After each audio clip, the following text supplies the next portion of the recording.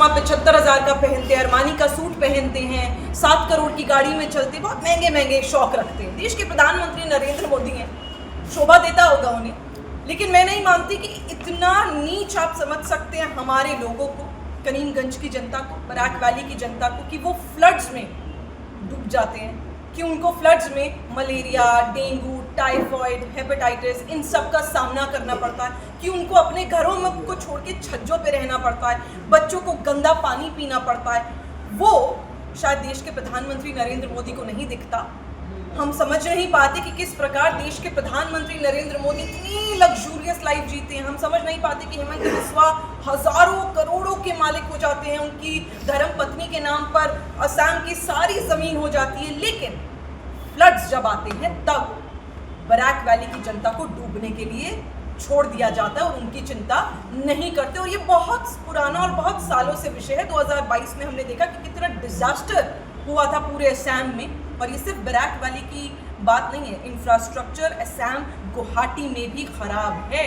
और अगर हेमंत बिस्वा की सरकार सिर्फ और सिर्फ भ्रष्टाचार में, कम्युनल वायलेंस में और नफरत फैलाने में व्यस्त है, तो जाहिर सी बात है कि वो इन सब कामों में ध्यान नहीं देगी। कांग्रेस पार्टी जनता के मुद्दे उठाना चाहती है, जनता के काम के लिए बात करना चाहती है, आज भी वही करेगी, आने वाले समय में। मंत्री हैं हेमंत बिस्वा, देश के प्रधानमंत्री हैं नरेंद्र मोदी।